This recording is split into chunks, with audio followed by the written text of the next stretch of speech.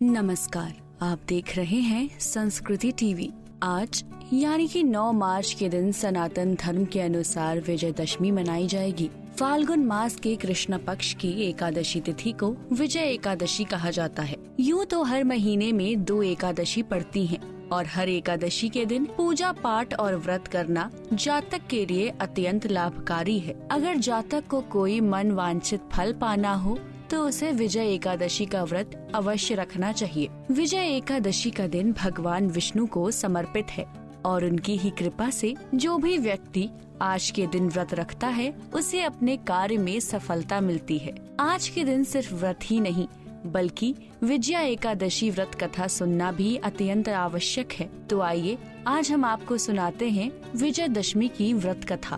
पौराणिक कथा के अनुसार रामायण काल में जब रावण ने माता सीता का हरण कर लिया तो भगवान श्री राम और उनके अनुज लक्ष्मण बहुत ही चिंतित हो गए। फिर उनके हनुमान जी की मदद से सुग्रीव से मुलाकात हुई और वे वानर सेना की मदद से रावण की लंका पर चढ़ाई करने के लिए विशाल समुद्र के तट पर आए। अब चुनौती ये थी कि लंका में चढ़ाई कैसे की जाए, क्योंकि उनके सामने खड़ा था एक विशाल समुद्र जिसको पार कर पाना असंभव लग रहा था। समुद्र को देख वे असमंजस में पड़ गए और इस विचार में लीन हो गए कि अब क्या करें। बहुत सोचने के बाद भी इस समस्या का कोई हल नहीं मिल पा रहा था। अंत में उन्होंने समुद्र से ही लंका पर चढ़ाई करने के लिए मार्ग मांगा, लेकिन वे असफल रहे। उन्होंने दिन रात समुद्र देव का ध्यान लगाया, परंतु समुद्र देव ने दर्शन नहीं दिया। 3 दिन बाद भी जब कोई हल नहीं निकला तब क्रोधित प्रभु श्री राम ने समुद्र को सुखाने की बात की।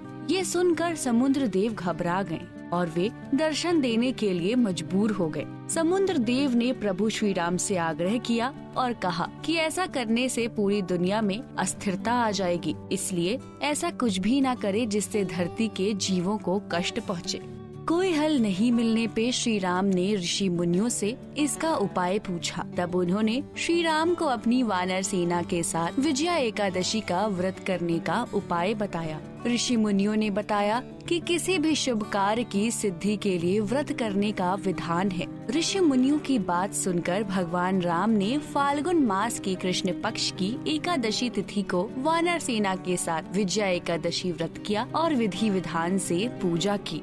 कहा जाता है कि विजया एकादशी व्रत के प्रभाव से ही उनको समुद्र में लंका जाने का मार्ग प्रशस्त हुआ। विजया एकादशी व्रत के पुण्य से श्री राम ने रावण पर विजय प्राप्त की। तब से ही विजया एकादशी व्रत का महत्व और बढ़ गया। आम जन में विजया एकादशी व्रत प्रसिद्ध हो गया। सनातन धर्म को मानने वाले लोग विजया एकादशी के दिन अपने रुके हुए कार्य में सफलता प्राप्त करने के लिए अवश्य आज के दिन व्रत रखते हैं।